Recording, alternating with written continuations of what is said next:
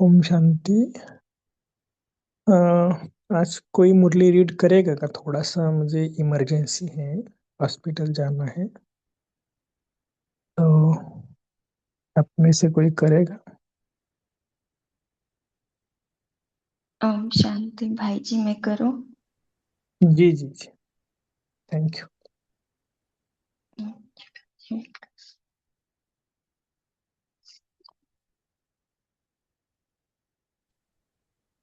Om Shanti.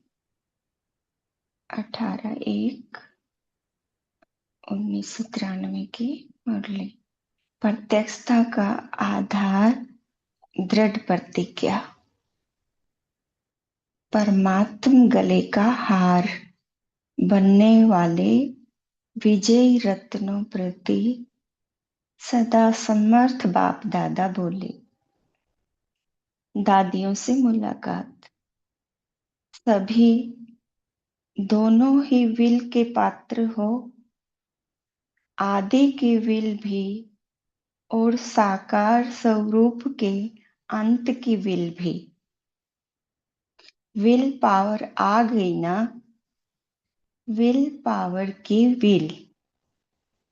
Will power द्वारा सदा ही सब के पुरुषार्थ से एक्स्ट्रा कार्य कराते हैं। ये हिम्मत के प्रत्यक्ष फल में पदम गुणा मदद के पात्र बने। कई सोचते हैं, हे आत्माएं, कई सोचते हैं ये आत्माएं ही निमित्त क्यों बनी।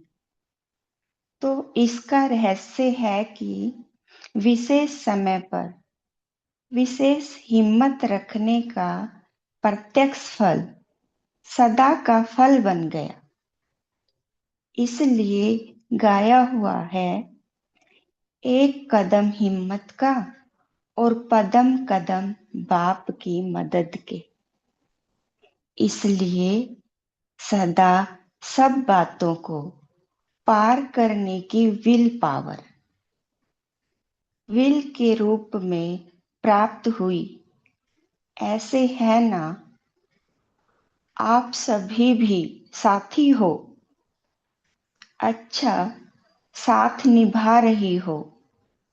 निभाने वालों को बाप भी अपना हर समय सहयोग का वादा निभाते हैं। तो ये सारा ग्रुप निभाने वालों का है। सभा से पूछते हुए, आप सभी भी निभाने वाले हो ना? बाबा ने पूछा, या सिर्फ प्रीत करने वाले हो? करने वाले अनेक होते हैं और निभाने वाले कोई कोई होते हैं।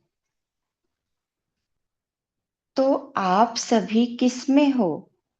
कोटों में कोई हो, कोई में भी कोई हो। देखो, दुनिया में हंगामा हो रहा है और आप क्या कर रहे हो? मौज बना रहे हो ना? वह मूंझे हुए हो। क्या करना है, क्या होना है? बाबा ने पूछा। आप कहते हो कि सब अच्छा होना है, तो कितना अंतर है। दुनिया में हर समय क्वेश्चन मार्क है कि क्या होगा, और आपके पास क्या है? Full stop. जो हुआ सो अच्छा, और जो होना है वो हमारे लिए अच्छा है। दुनिया के लिए अकाले मृत्यु है और आपके लिए मौज है। डर लगता है, डर लगता है? बाबा ने पूछा कि दुनिया के लिए तो अकाले मृत्यु और आपके लिए ये संगम युग मौज है। थोड़ा थोड़ा खून देख करके डर लगेगा। आपके सामने 7-8 को गोली लग जाए तो डरेंगे? बाबा ने पूछा, अगर आपके सामने गोलियां चल जाएं और 7-8 बंदों की मौत हो जाए तो आपको डर लगेगा? नींद में दिखाई तो नहीं देंगे ना? बाबा पूछ रहे हैं, नींद में तो नहीं दिखाई देंगे। शक्ति से ना, अर्थात निर्भय। न माया से भय है और न प्रकृति की हलचल से भय। ऐसे निर्भय हो या थोड़ा थोड़ा कमजोरी है? अच्छा। अव्यक्त बाप दादा की पर्सनल मुलाकात, ग्रुप नंबर 1 से। सर्व शक्तियां ऑर्डर में हो तो माया जीत बन जाएंगी। यहाँ बाबा ने कहा कि अगर सर्व शक्तियां आपके ऑर्डर में हैं, जिस समय जिस शक्ति की आवश्यकता है उस शक्ति को ऑर्डर करें और वो शक्ति हाजिर हो जाए तो आप माया जीत बन जाएंगे। सभी, बाबा ने कहा, सभी अपने को सदा माया जीत, प्रकृति जीत अनुभव करते हो। माया जीत बन रहे हैं या अभी बनना है? जितना जितना सर्व शक्तियों को अपने ऑर्डर पर रखेंगे और समय पर कार्य में लगाएंगे तो सहज माया जीत हो जाएंगे। अगर सर्व शक्तियां अपने कंट्रोल में नहीं हैं तो कहां न कहां हार खानी पड़ेगी। मास्टर सर्वशक्तिवान अर्थात कंट्रोलिंग पावर हो। बाबा ने कहा, जैसे हमें टाइटल मिला हुआ है मास्टर सर्वशक्तिवान का, तो उसका मतलब कि हाँ, सभी शक्तियां हमारे कंट्रोल में हो। जिस समय जिस शक्ति का आह्वान करें वो हाजिर हो जाए और सहयोगी बने। ऐसे ऑर्डर में है? सर्व शक्तियां ऑर्डर में हैं या आगे पीछे होती हैं? बाबा ने पूछा। ऑर्डर करो अभी और आए घंटे आधे घंटे के बाद तो उसको मास्टर सर्वशक्तिवान कहेंगे। जब आप सभी का टाइटल है मास्टर सर्वशक्तिवान, तो जैसा टाइटल है वैसा ही कर्म होना चाहिए ना। यानी कि जब जिस समय हम जिस शक्ति की हमें आवश्यकता है उस शक्ति के लिए हम ऑर्डर करें और वो ही शक्ति हाजिर हो जाए, तो ये हमारा सच्चे रूप से मास्टर सर्वशक्तिमान का टाइटल यथार्थ रूप से कार्य करेगा। है मास्टर और शक्ति समय पर काम में नहीं आई तो कमजोर कहेंगे या मास्टर कहेंगे? बाबा पूछते हैं। तो सदा चेक करो और फिर चेंज करो। कौन सी शक्ति समय पर कार्य में लग सकती है और कौन सी शक्ति समय पर धोखा देती है? यानी बाबा ने कहा हम चेक करें कि कौन सी शक्ति समय पर कार्य में काम आती है और कौन सी शक्ति धोखा देती है, कि हम ऑर्डर करने पर भी उसी वक्त नहीं साथ देती, कुछ समय बाद आती है। तो ये हमें चेक करना है। अगर सर्व अगर सर्व शक्तियां अपने ऑर्डर पर नहीं चल सकती तो क्या विश्व राज्य अधिकारी बनेंगे? विश्व राज्य अधिकारी वही बन सकता है जिसमें कंट्रोलिंग पावर, रूलिंग पावर हो। पहले 100 पर राज्य, फिर विश्व पर राज्य। यानी कि हमारी जैसे सर्व कर्म इंद्रियों पर पहले हमारी कंट्रोलिंग पावर हो, तभी हम रूलिंग पावर होगी। पहले 100 पर राज्य और फिर विश्व पर राज्य। सब राज्य अधिकारी जब चाहे जैसे चाहे वैसे कंट्रोल कर सकते हैं। इस वर्ष में क्या नवीनता करेंगे? बाबा ने पूछा, इस वर्ष में क्या नवीनता करेंगे? जो कहते हैं वो करके दिखाएंगे। कहना और करना दोनों समान हो। जैसे कहते हैं मास्टर सर्वशक्तिवान, और करने में कभी विजयी है कभी कम है।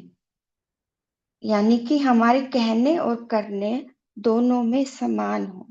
जो कहा सो किया, तब हम सच्चे अर्थ में कहलाएंगे मास्टर सर्वशक्तिवान।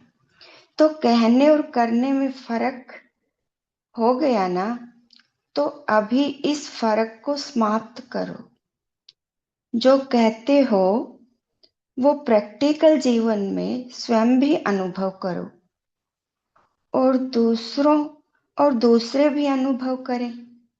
यानी कि जो कहते हो वो प्रैक्टिकल जीवन में, आपके प्रैक्टिकल जीवन में खुद भी स्वयं भी आप अनुभव करो, और दूसरे भाई बहन भी अनुभव करें कि इन्होंने जो कहा सो किया। आगे बाबा ने कहा, दूसरे भी समझें कि यह आत्माएं कुछ न्यारी हैं। चाहे हजारों लोग हों, लेकिन हजारों में भी आप न्यारे दिखाई दो, साधारण नहीं। क्योंकि ब्राह्मण अर्थात अलौकिक, यह अलौकिक जन्म है ना। तो ब्राह्मण जीवन अर्थात अलौकिक जीवन, यानी कि चाहे कितनी करोड़ों की भीड़ हो, वहां हमारा एक भी कोई भी हमारे ब्राह्मण बहन भाई हो, तो वो अलग ही दिखाई दे, उसकी अलग ही एक अलौकिक जीवन दिखाई दे, सब लगे कि ये आत्मा सबसे अलग है। आगे बाबा ने कहा, ऐसे अनुभव करते हो, लोग समझते हैं कि यह न्यारे हैं, या समझते हैं जैसे हम हैं वैसे ही हैं। बाबा ने पूछा कि सब ऐसे आपको समझते हैं? एक मिनट।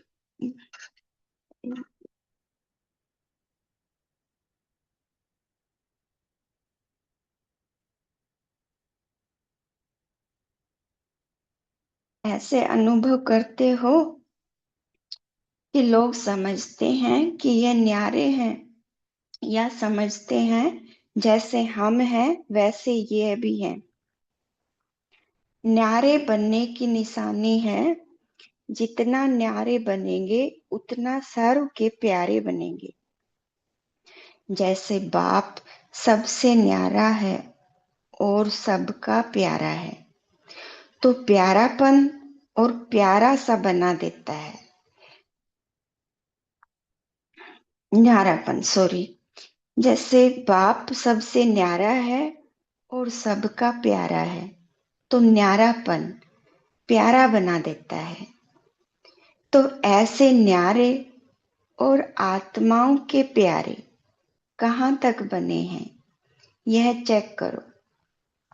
लौकिक जीवन में भी अलौकिकता का अनुभव कराओ।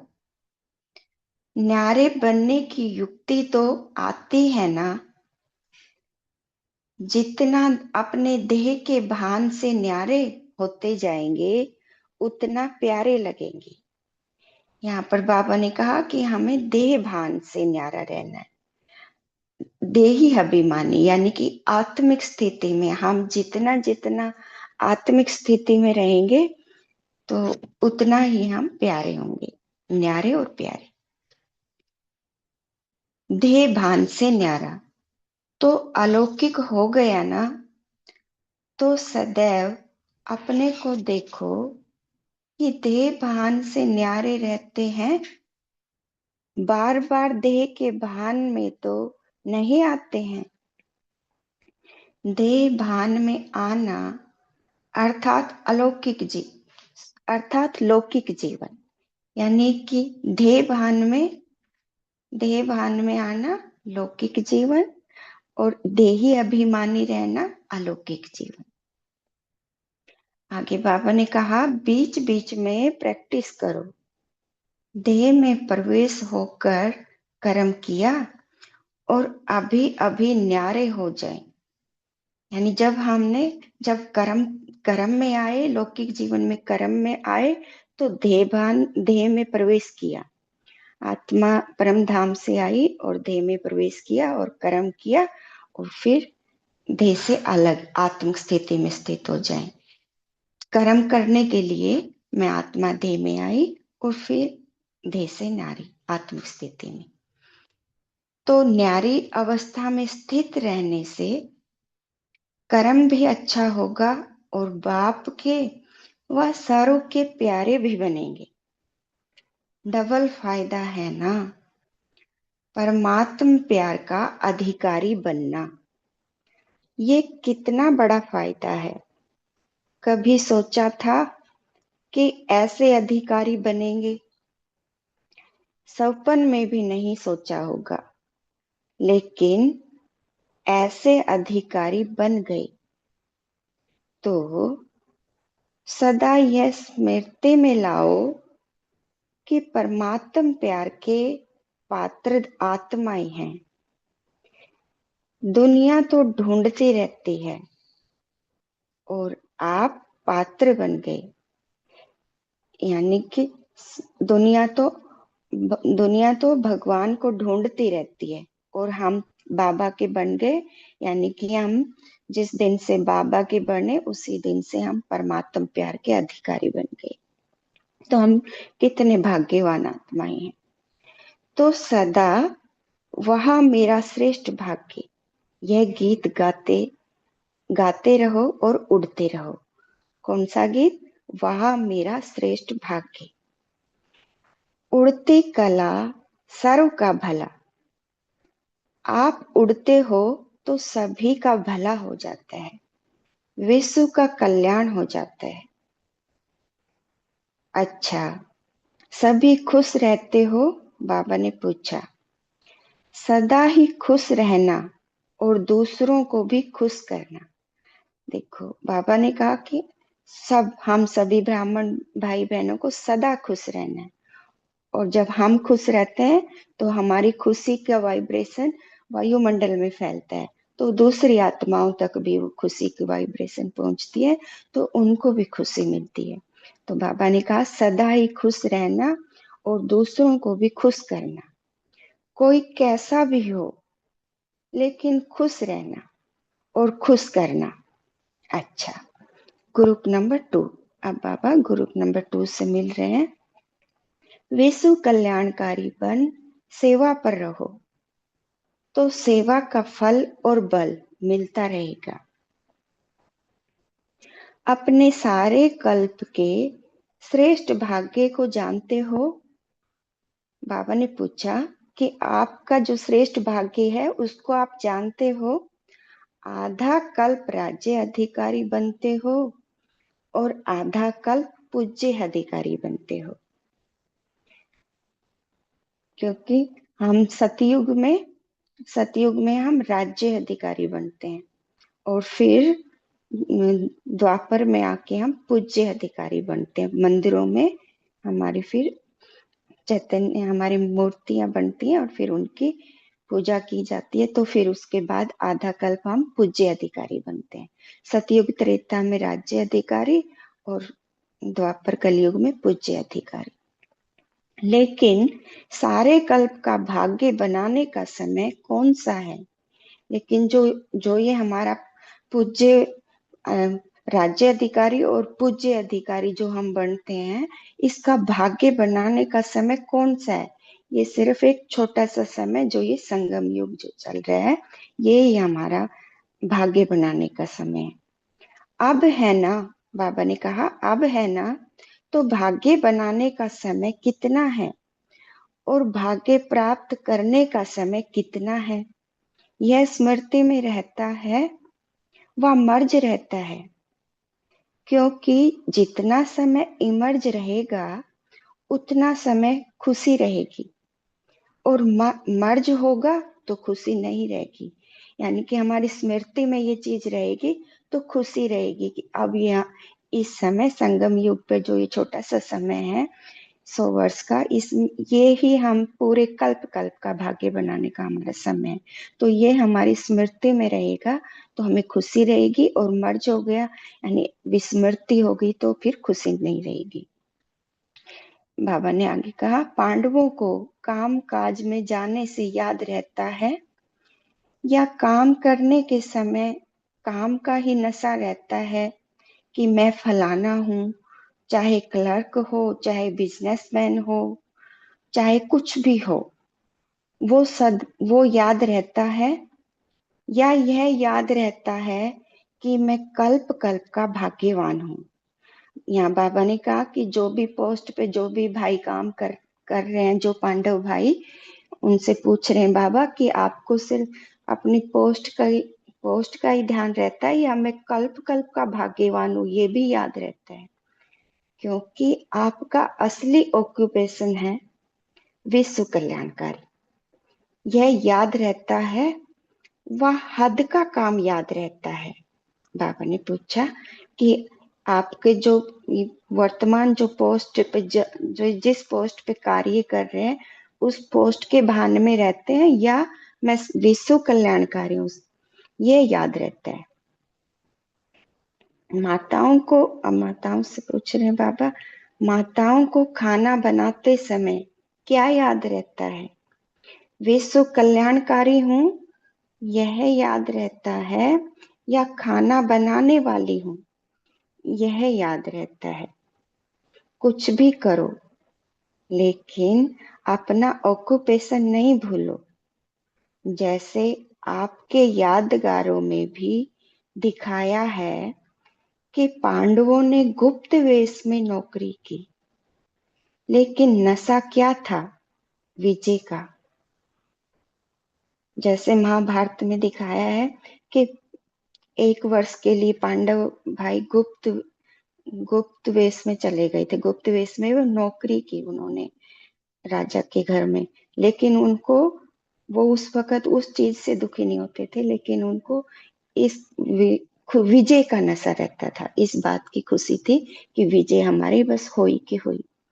तो आप भी गवर्नमेंट सर्वेंट बनते हो ना, नौकरी करते हो, लेकिन नशा रहे यानी कि खुशी रहे कि मैं विश्व कल्याणकारी हूँ।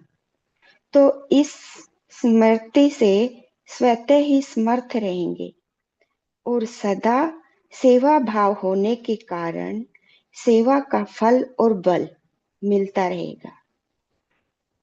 तो जब हमें विश्व कल्याणकारी की स्मृति रहेगी तो फिर हमें सदा सेवा भाव होने का और सेवा का फल और बल, यानी सेवा की दोनों चीज मिलेंगी, सेवा का फल भी और सेवा का बल भी, दोनों चीजें हमें काम करेंगी।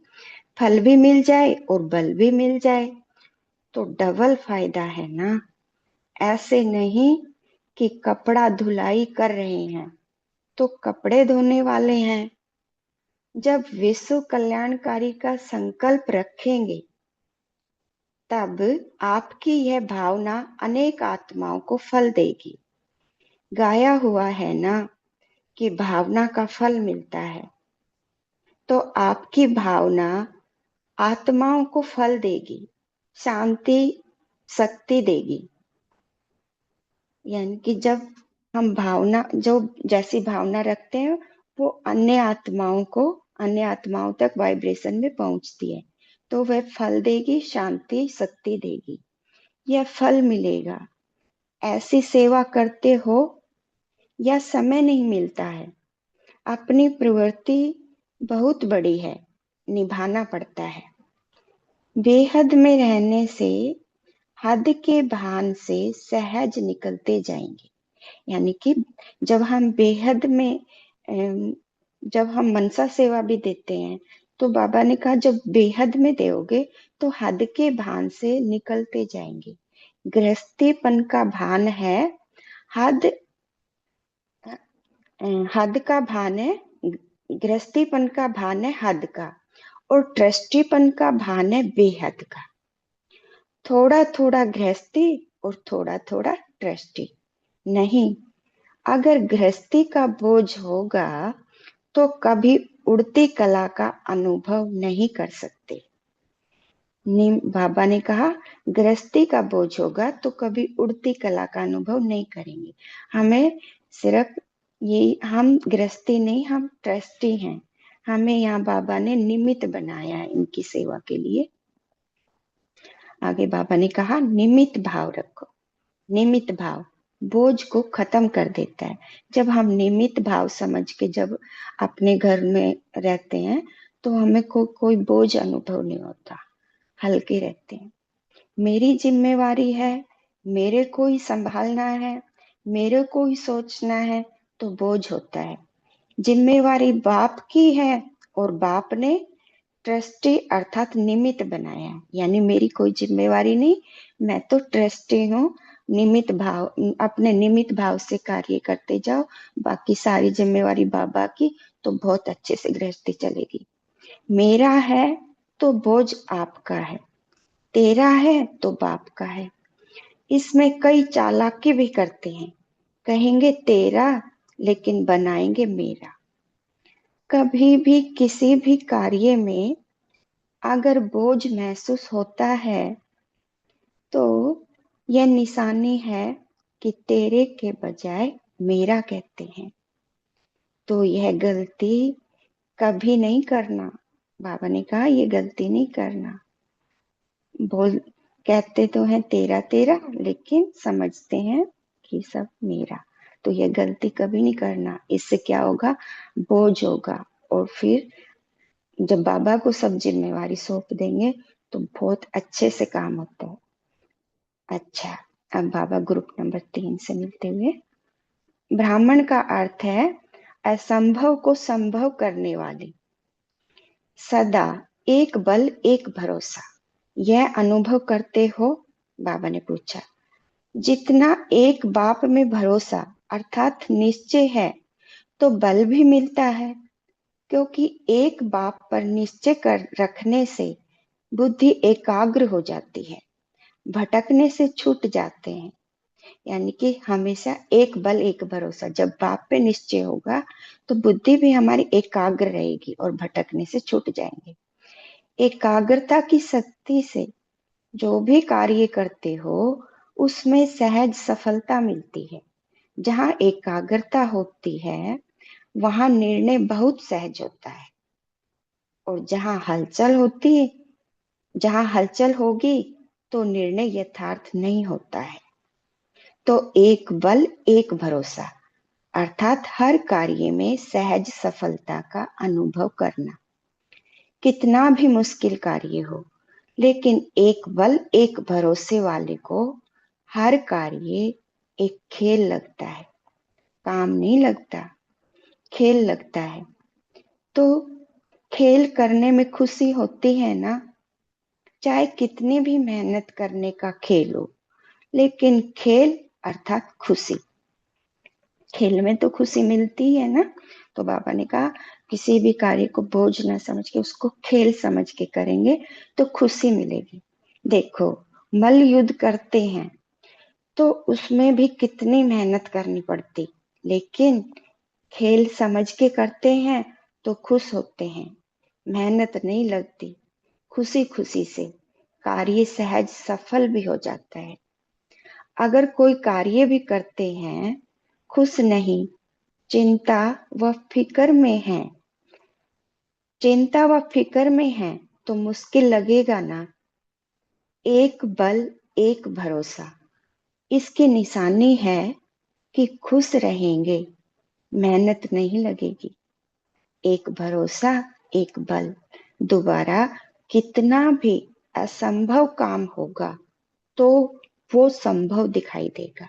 यानी जब हमारा एक बल एक भरोसा से जब हम कार्य करेंगे तो कितना भी असंभव कार्य हो वो संभव दिखाई देगा और बड़ी ही इजी तरीके से हो जाएगा।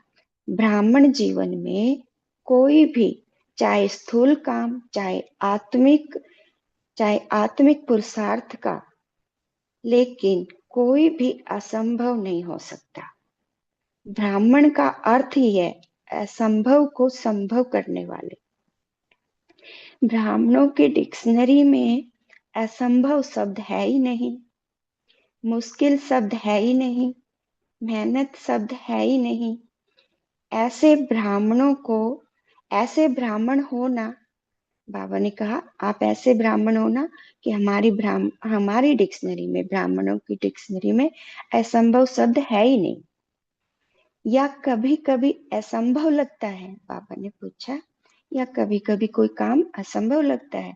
यह बहुत मुश्किल है, यह बदलता नहीं, गाली ही देता रहता है, यह काम होता ही नहीं, पता नहीं मेरा क्या भाग्य है, ऐसे नहीं समझते हो ना?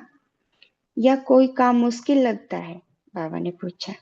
जब बाप का साथ छोड़ देते हो, अकेले रहते हो, तो बोझ भी लगेगा, मेहनत भी लगेगी, मुश्किल और असंभव भी लगेगा। और बाप को साथ रखा तो पहाड़ भी राई बन जाएगी। इसको कहा जाता है एक बल एक भरोसे में रहने वाले। एक बल एक भरोसे में जो रहता, वो कभी भी संकल्प मात्र भी नहीं सोच सकता कि क्या होगा, कैसे होगा। क्योंकि अगर क्वेश्चन मार्क है तो बुद्धि ठीक निर्णय नहीं करेगी, क्लियर नहीं है। अगर कोई भी काम करते क्वेश्चन आता है, पता नहीं क्या होगा, कैसे होगा, तो इसको कहा जाता है युद्ध की स्थिति। तो ब्राह्मण हो या क्षत्रिय, यानी जब क्वेश्चन मार्क उठता है, पता नहीं ये काम होगा या नहीं होगा, तो वो युद्ध की स्थिति हो जाती है। और उसमें क्या बन जाते हैं? क्षत्रिय बन जाते हैं। ब्राह्मण का तो मतलब ही है कि मेरी विजय निश्चित है, क्योंकि मेरे साथ बाबा है और हर कार्य में मेरी विजय निश्चित है। और जब हम क्या क्यों की स्थिति में चले जाते हैं, तो हमारी स्थिति क्षत्रिय क्षत्रिय की स्थिति बन जाती है, यानी कि युद्ध की स्थिति। क्योंकि अभी समय अनुसार अगर युद्ध के संस्कार हैं तो सूर्यवंशी में पहुंचेंगे या चंद्रवंशी में? देखो, बाबा ने पूछा अगर युद्ध के संस्कार हैं तो आप सूर्यवंशी में पहुंचेंगे या चंद्रवंशी में? यानी कि अगर युद्ध के संस्कार है तो हमें चंद्रवंशी में जाना पड़ेगा। चंद्रवंशी में तो नहीं जाना है ना? बाबा ने कहा चंद्रवंशी में तो नहीं जाना है ना। योग में भी बैठते हो तो कुछ समय योग लगता है और कुछ समय युद्ध करते रहते हो। उसी समय जब उस समय युद्ध की स्थिति है, और बाबा ने कहा अगर उस समय शरीर छूट जाए तो कहाँ जाएंगे? बाबा ने पूछा। अंतमति सुगति, क्या होगी? इसलिए सदा विजयीपन के संस्कार धारण करो। जब सरस्वतीवान बाप साथ है तो जहां भगवान है वहां युद्ध है या विजय है? तो ऐसे विजयी रतन बनो। इसको कहते हैं एक बल एक भरोसा। अच्छा, ओम शांति। शुक्रिया मीठे बाबा, शुक्रिया परिवार। अब 1 मिनट याद प्यार।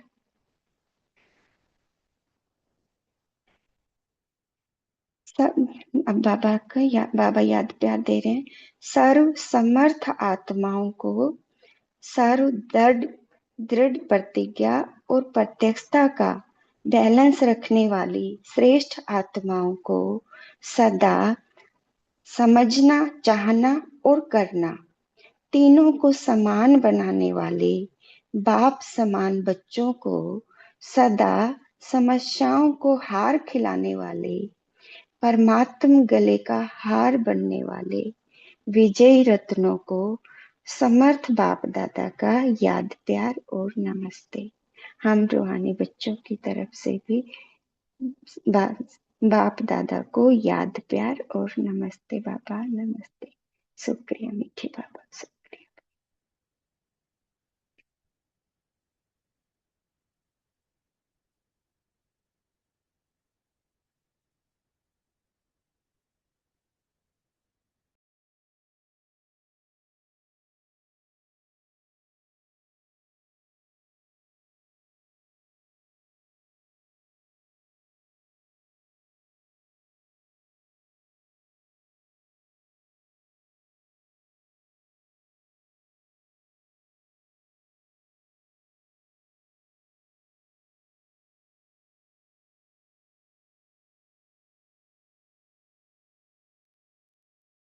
ओम शांति। अभी सभी शेयर कर सकते हैं।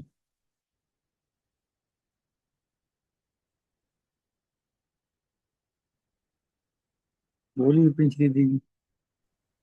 ओम शांति जी। गुड मॉर्निंग सभी को। थैंक यू बाबा। बहुत प्यार से दीदी आपने मुरली पढ़ी। तो मेरा जो पॉइंट है, बाबा ने कहा है कि हमें देह भान से न्यारे होना है। तो इसमें बाबा ने हम बच्चों को कहा है कि हमें बीच बीच में प्रैक्टिस करनी है, कर्म करते इस देह से न्यारे हो जाना। कल की मैं आपको अनुभव सुनाती हूँ।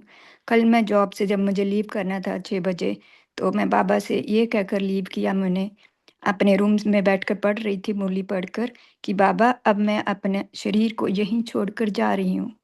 मैं आकर शाम को आकर पहनूंगी, आप इसका ध्यान रखना। और फिर मैं जब गाड़ी चला रही थी, मैंने दादी प्रकाश मणि से बात की। दादी जी, आपने मुझे स्थूल रूप में कोई पालना नहीं मिली, क्योंकि मैंने आपको नहीं देखा, आपसे मिली नहीं। आप भी फरिश्ता और मैं भी फरिश्ता। अब आप मेरा मुझे सहयोग देना काम में, और मुझे मदद करना, मुझे डायरेक्शन देना, करना क्या है मुझे। तो अब मुझे आपकी पालना की आवश्यकता है। तो मैं ऐसे बातें करते करते काम भी किया और बाबा को भी साथ रखा। तो बहुत हल्की रही, लाइट रही। तकरीबन सारा समय मैंने अपना लाइट का स्वरूप ही इमर्ज करके रखा और निराकारी स्वरूप को। और फिर जब मैं भूल गई, मुझे भूली कब, जब दोपहर का आधे घंटे का समय था, उस समय मुझे बहुत वाचा में आना था। सोचा तो था मैंने कि मैं वाचा में आने लगी हूँ, मुझे अब हैंड ओवर देना है अपने स्टाफ को, तो मुझे फरिश्ता स्वरूप में ही देना है, लेकिन भूल गई। हाफ एन आवर के बाद मुझे याद आया, वो मैं तो बिल्कुल भूल गई। तो फिर बाबा से कहा, बाबा आगे से मैं और इसके ऊपर अटेंशन दूंगी। और उसका रिटर्न ये हुआ कि मुझे मेरे स्टाफ ने, सारे स्टाफ ने और पेशेंट्स ने मेरा बहुत सहयोग दिया, और मैं काफ़ी मेरी अच्छा दिन रहा। और शाम को भी मैं लाइट रही। तो मेरी यही प्रैक्टिस है कि बाबा ने यही कहा है कि हमें कर्म करते निराकारी और फरिश्ता स्वरूप के 10-10 मिनट प्रैक्टिस करनी है। मैं बहुत देर से सोच रही थी, how can I do it, ये इम्पॉसिबल है 10-10 मिनट प्रैक्टिस करना, 10-10 मिनट प्रैक्टिस करना। तो फिर मैंने अपने इसको फिर मैंने चार्ट में लिखा। जब मैंने चार्ट में लिखा और चार्ट में जब मैं क्रॉस करती गई अपने हाथों से, मुझे बहुत दुख लगा, ये मैं क्या कर रही हूँ, प्रैक्टिस नहीं करी। फिर 2 दिन पहले मुरली में आया, बाबा ने कहा कि बच्चे तुम्हारा अब समय नहीं है आप बैठकर योग कर सको, अब तुम्हें जो करना है चलते फिरते। तो मैंने फिर यीशु को अपने मन में धारण किया, बाबा जब समय मिलेगा तो निराकारी फरिश्ता स्वरूप की प्रैक्टिस अवश्य करूंगी, लेकिन अब मुझे चलते फिरते करनी है। मेरा प्रश्न आप सभी से यही है। बाबा ने हमें बच्चों को कहा है कि हमें देवभान से न्यारा बनना है, क्योंकि अब समय आ चुका है, अंत समय है। हमारी अंतमति क्या होगी, यदि देवभान में होंगे तो हमारी क्या रिजल्ट होगी। तो आप सबकी क्या प्रैक्टिस होती है, क्योंकि हम सब ने बहुत सारी मूल्यां सुन चुके हैं, अव्यक्त भी और रोज साकार की भी। आप सब क्या प्रैक्टिस करते हो, अपना एक एक प्रैक्टिस पॉइंट जरूर सुनाएं। Thank you Baba, thank you आप सभी का सुनने के लिए। ओम शांति जी। जी दीदी बहुत सुंदर। प्रिंस दीदी आप भी शेयर कर सकते हैं।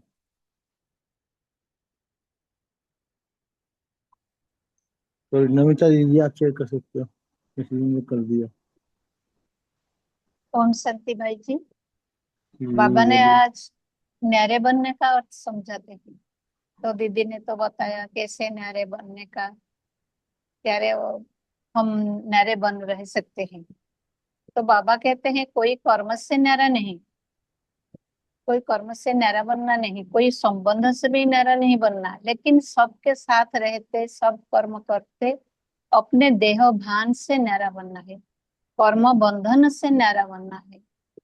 कर्म करते रहो रहें, कर्म के बाद एक बाबा की याद में रहेंगे।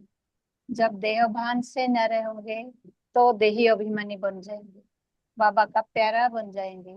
कर्म बंधन से नहीं फंसना है, बाबा बार बार कहते हैं कि कर्म बंधन से नहीं फंसना है। ट्रस्टी बनकर हर कर्म करना है, क्योंकि हम निमित्त हैं, जिम्मेदारी बाबा की है। पराबनहार करा रहे हैं, हम निमित्त हैं। यही सोच से बेहद की सेवा होती है, तब बाबा का प्यारा भी हम बन जाते हैं। जितना बाबा का प्यारा बनते हैं उतना बाबा से भरोसा भी बढ़ता है, बाबा से एकाग्रता भी बढ़ता है। जब एकाग्रता बढ़ जाता है तब समय पर बाबा से सारे सत्या याद आता है। और हम ब्राह्मण असंभव को संभव कर देते हैं, क्योंकि सदा बाबा हमारा साथ है। इसी स्मृति असंभव को संभव कर देता है। बाबा साथ है तो कोई मुश्किल नहीं, विजय निश्चय है। ओम शांति। थैंक यू बाबा। जी जी जी जी दीदी, बहुत ही अच्छा, बहुत ही सुंदर। न्यारा अर्थात बाप का प्यारा, न्यारा अर्थात अनन्य, जो अन्य कोई नहीं कर सकता, हम ब्राह्मण ही कर सकते हैं, हमें ही देव वहां से लगा। बहुत अच्छा है। श्रुति दीदी, आप शेयर कर सकते हो। हाँ जी भाई जी, सभी को ओम शांति। तो जी न्यारे और प्यारे बनकर हमें, जो दीदी ने अभी बताया, देह भान से न्यारे रहकर हम जो विश्व कल्याण करते हैं, तो यहाँ पर मैं लूंगी असंभव को संभव करने वाले ब्राह्मण का अर्थ। तो बाबा बोलते हैं, जब हम आत्माएं सदा एक बल एक भरोसा ये अनुभव करते रहते हैं, तो जितना एक बाप में भरोसा अर्थात मतलब निश्चय, तो बल भी मिलता है, क्योंकि एक बाप पर निश्चय रखने से बुद्धि एकाग्र हो जाती है। तो एकाग्रता की शक्ति से हम जब भी जो कार्य करते हैं उसमें सहज सफलता मिलती है। तो ब्राह्मण जीवन में जैसे चाहे हम स्थूल कार्य कर रहे हैं, चाहे आत्मिक पुरुषार्थ का कोई भी कार्य कर रहे हैं, तो यहाँ पर कोई भी असंभव नहीं है, क्योंकि ब्राह्मण का अर्थ है असंभव को भी संभव करने वाले। तो बाबा ने बोला ब्राह्मण की डिक्शनरी में असंभव शब्द है ही नहीं।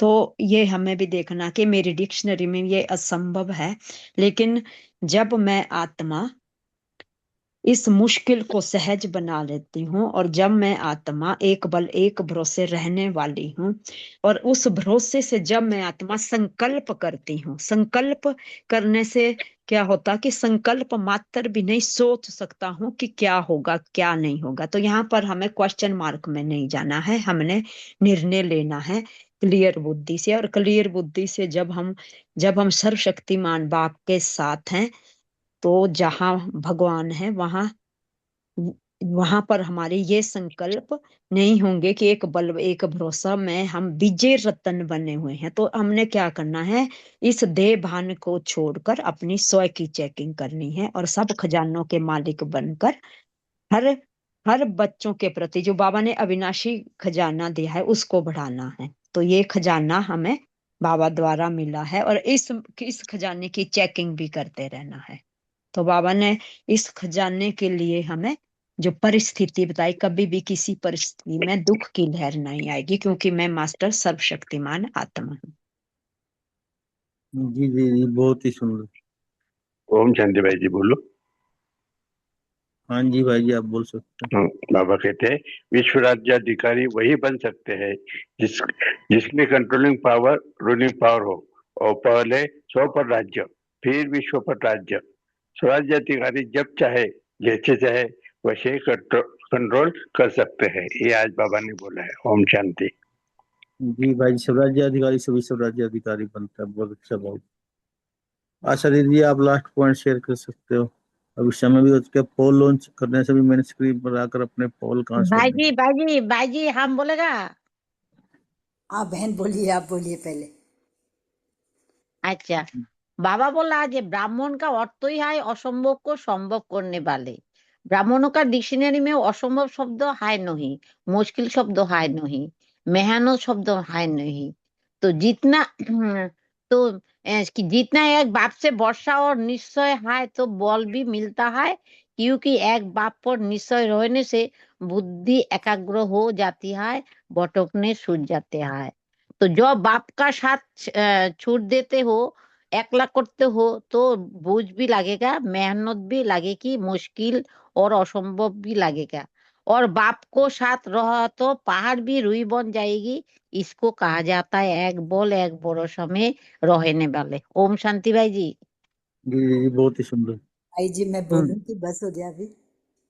जी जी, आप बोल सकते हो दीदी, लास्ट पॉइंट। हाँ, आज बाबा ने अपना ऑक्यूपेशन बच्चों को याद दिलाया है, और कहा है कि बच्चों आप हमेशा ये याद रखो कि मैं विश्व कल्याणकारी हूँ। कोई विशेष काम कर रहे हो तो उस काम को नहीं याद रखो, मैं खाना बनाने वाली हूँ, मैं टीचर हूँ, मैं सर्वेंट हूँ। नहीं, आपका काम ही है विश्व कल्याणकारी। बाबा ने इसमें उदाहरण दिया है पांडव का कि पांडव गुप्त वेश में भी नौकरी करते थे, तो वो हमारा ही है। वो नौकरी नहीं करते थे लेकिन उनको नशा क्या था, विजय का।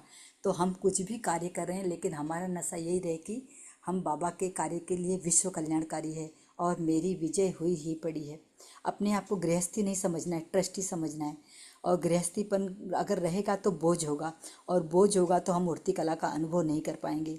और ट्रस्टी समझा, निमित्त भाव समझा तो बोझ खत्म हो जाएगा।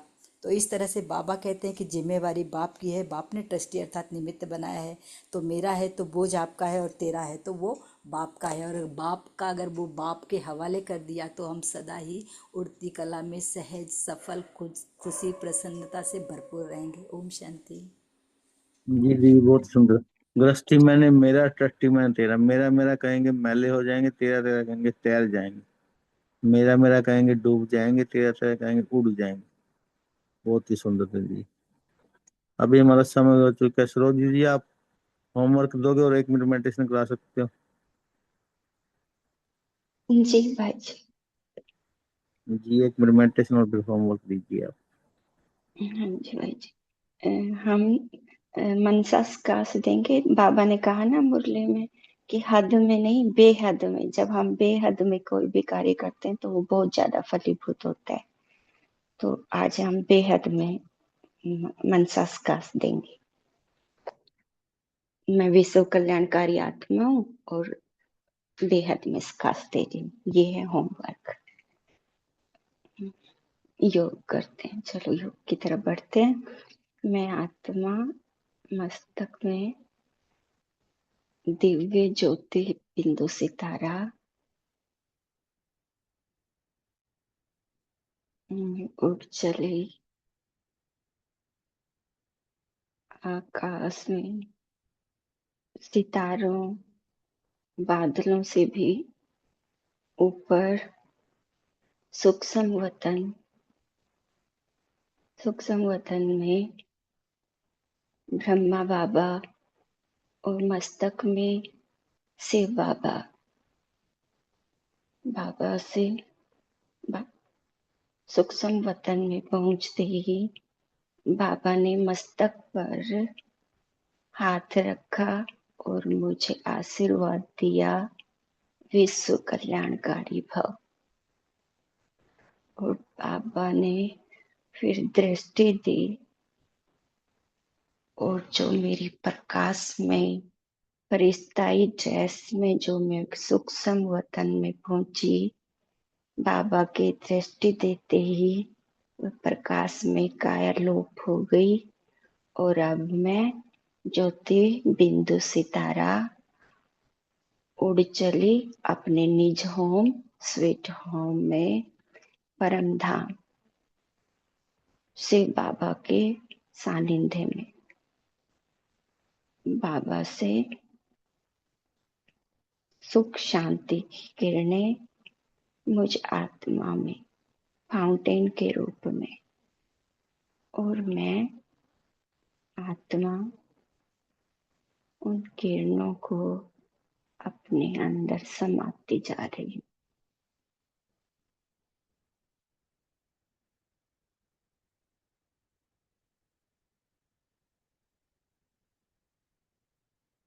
अब बाबा से पूरा वर्षा लेकर मैं आत्मा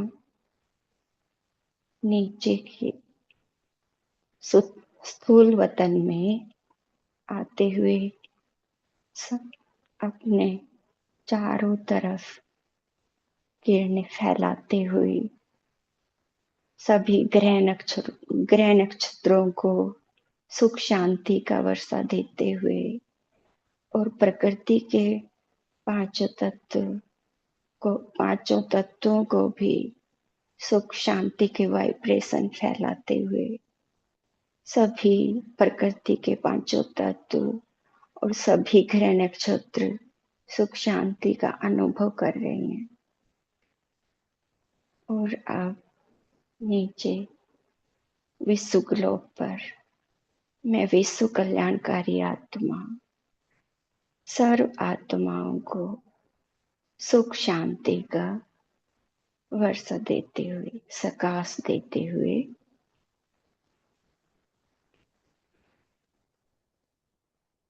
सभी आत्माएं बाबा द्वारा दी हुई सुख शांति की किरणों से अपने आप में खुशी, सुख शांति अनुभव कर रही हैं और मुझ आत्मा को शुभ आशीष, शुभ भावना दे रही हैं और मेरा भाग्य बेहद में और भी चमक उठा है।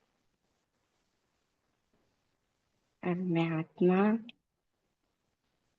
नीचे अपने स्थूल शरीर में मस्तक सिंहासन पर विराजमान हो जाती हूँ। ओम शांति। शुक्रिया बाबा। शुक्रिया बाबा सरोजी जी, शुक्रिया आपका, बहुत अच्छे मीठी और मुरली रीड किया आपने। और शुक्रिया थैंक सभी यू भाई। फरिश्तों का इस काल से जुड़ने के लिए। ओम शांति। हैव ए ओम नाइस डे। शांति, सभी को ओम शांति। शुक्रिया बाबा का, सभी को रक्षा शुक्रिया बंधन की बाबा, शुभकामनाएं। शुक्रिया ओम बाबा। शांति।